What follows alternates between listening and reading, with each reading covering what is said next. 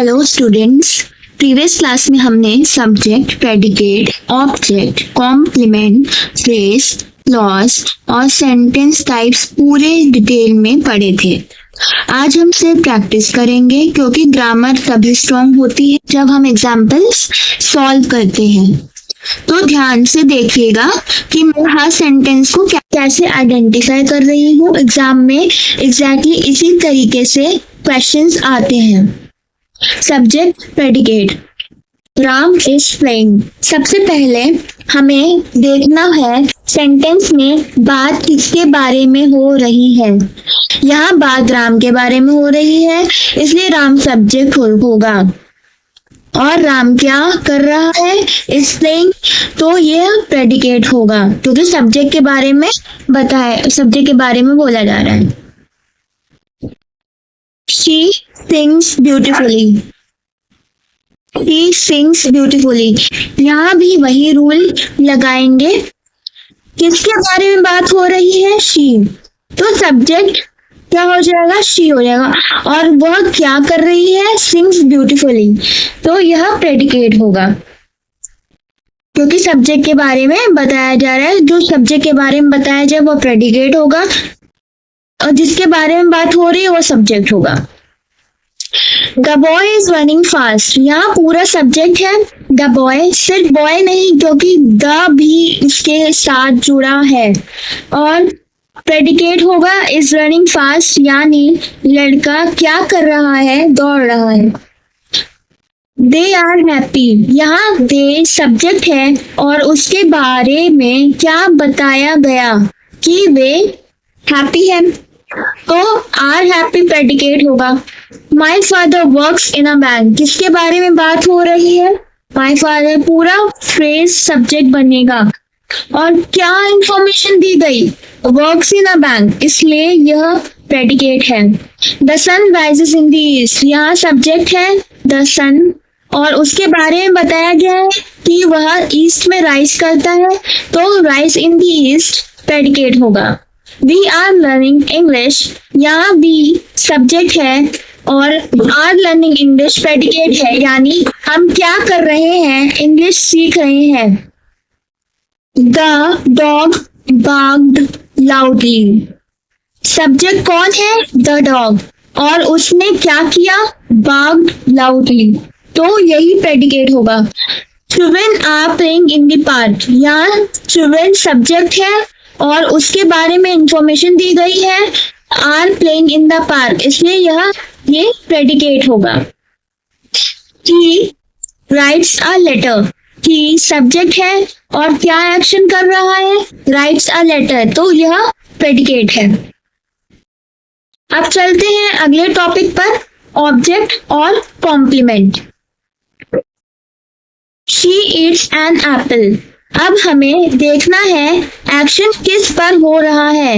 यह एक्शन है ईट्स और क्या खाया जा रहा है, एप्पल, इसलिए एप्पल ऑब्जेक्ट है। He is a teacher, he is a teacher, यहाँ ध्यान देना स्टूडेंट्स, टीचर पर कोई एक्शन नहीं हो रहा बल्कि टीचर सब्जेक्ट को डिस्क्राइब कर रहा है, इसलिए यहाँ ऑब्जेक्ट नहीं है, यह सब्जेक्ट कॉम्प्लीमेंट है। दे मेड हिम कैप्टन, यहाँ हिम ऑब्जेक्ट है क्योंकि एक्शन उसी पर हुआ, लेकिन कैप्टन क्या बता रहा है कि हिम को क्या बनाया गया, इसलिए कैप्टन क्या हो जाएगा, object complement. She called me friend, me क्या हो जाएगा यहाँ पे, ऑब्जेक्ट, और फ्रेंड क्या बता रहा है, मी को क्या कहा गया, इसलिए फ्रेंड क्या हो जाएगा, object complement. He drinks milk, action drink करने का है और एक्शन मिल्क पर हो रहा है, इसलिए मिल्क क्या हो जाएगा, यहाँ पे ऑब्जेक्ट हो जाएगा। She is happy, happy subject को डिस्क्राइब कर रहा है, इसलिए यहाँ सब्जेक्ट कॉम्प्लीमेंट होगा। वी इलेक्टेड हिम लीडर, यहाँ हिम ऑब्जेक्ट है और लीडर बता रहा है कि हिम क्या बना, इसलिए leader object complement. I saw a bird, action saw है और किसी देखा, बर्ड, तो बर्ड क्या हो जाएगा, यहाँ पे ऑब्जेक्ट हो जाएगा। ही बिकेम डॉक्टर, बिकेम एक लिंकिंग वर्ब है और डॉक्टर सब्जेक्ट की आइडेंटिटी बता रहा है, इसलिए डॉक्टर क्या हो जाएगा, subject complement. They painted the wall red, wall object है क्योंकि एक्शन वॉल पर हुआ, और रेड बता रहा है कि वॉल कैसी बनाई गई, इसलिए रेड ऑब्जेक्ट कॉम्प्लीमेंट है। अब आते हैं नेक्स्ट टॉपिक पे, फ्रेज और क्लॉज। इन द रूम, यहाँ सब्जेक्ट नहीं है, वर्ब भी नहीं है, इसलिए यह फ्रेज है। बिकॉज आई वॉज टायर्ड, यहाँ आई सब्जेक्ट है, वॉज वर्ब है, इसलिए यह क्लॉज हो जाएगा। ऑन द टेबल, कोई सब्जेक्ट नहीं, कोई वर्ब नहीं, इसलिए क्या हो जाएगा, फ्रेज हो जाएगा। She is playing, subject she है, वर्ब इज प्लेइंग है, तो यह क्लॉज होगा। वेरी ब्यूटीफुल गर्ल, यहाँ सिर्फ वर्ड्स का ग्रुप है, कोई वर्ब नहीं, इसलिए यह फ्रेज हो जाएगा। When he came, यहाँ सब्जेक्ट प्लस वर्ब दोनों है, तो यह क्लॉज हो जाएगा। अंडर द ट्री, सब्जेक्ट और वर्ब नहीं है, इसलिए फ्रेज हो जाएगा। आई एम हैप्पी, सब्जेक्ट क्या हो जाएगा यहाँ पे, हाई, वर्ब क्या है, एम, तो यह क्लॉज हो जाएगा। एट द स्टेशन, वर्ब नहीं है, इसलिए phrase.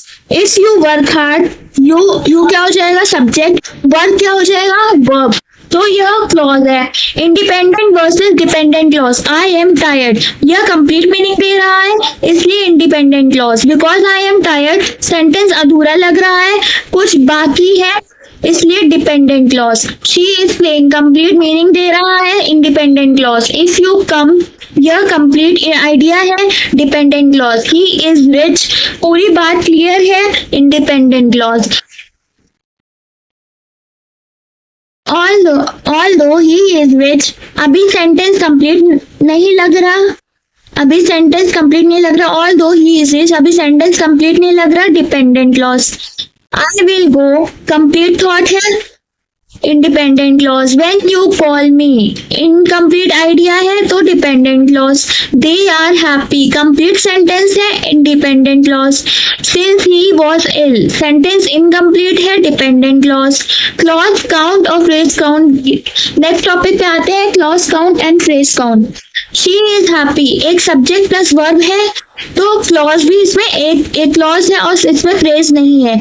I know that he is honest, पहला क्लॉज आई नो होगा इसमें, दूसरा क्लॉज होगा ही इज ऑनेस्ट, तो टोटल कितने क्लॉज हो जाएंगे इसमें, दो क्लॉज हो जाएंगे। She is sitting on the chair, main clause she is sitting, और ऑन द चेयर फ्रेज है, तो क्लॉज एक है इसमें और फ्रेज भी एक है। When I came he left, दोनों पार्ट में सब्जेक्ट प्लस वर्ब है, इसलिए क्लॉज क्या हो जाएगा, क्लॉज कितने हो जाएंगे, दो हो जाएंगे।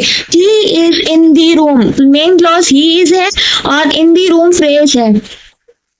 अब आता है नेक्स्ट टॉपिक पर, types of sentence. She is happy, simple statement दे रहा है, इसलिए assertive sentence. Do you play, question पूछ रहा है, इसलिए interrogative. Close the door, command दिया गया है, इसलिए इम्पेरेटिव है। What a beautiful day, strong feeling express हो रही है, इसलिए एक्सक्लेमेटरी है sentence. I was tired but I worked, दो इंडिपेंडेंट क्लॉज है, इसलिए कंपाउंड सेंटेंस है। I know that he is honest, one independent plus one dependent clause, इसलिए ये कॉम्प्लेक्स सेंटेंस हो जाएगा। शी रन, सिंगल क्लॉज है, सिंपल सेंटेंस है। I went home and I slept because I was tired, यहाँ compound भी है और डिपेंडेंट क्लॉज भी, इसलिए कंपाउंड कॉम्प्लेक्स सेंटेंस हो जाएगा। अगर स्टूडेंट्स आपने ये सारे एग्जाम्पल अच्छे से समझ लिए, तो आपका सेंटेंस स्ट्रक्चर चैप्टर पूरी तरह से कंप्लीट हो चुका है। अब आप आसानी से सब्जेक्ट पहचान सकते हो, प्रेडिकेट पहचान सकते हो, ऑब्जेक्ट और कॉम्प्लीमेंट में डिफरेंस बता सकते हो, फ्रेज और क्लॉज आइडेंटिफाई कर सकते हो, सेंटेंस टाइप्स भी बता सकते हो। Thank you students, see you in the next class.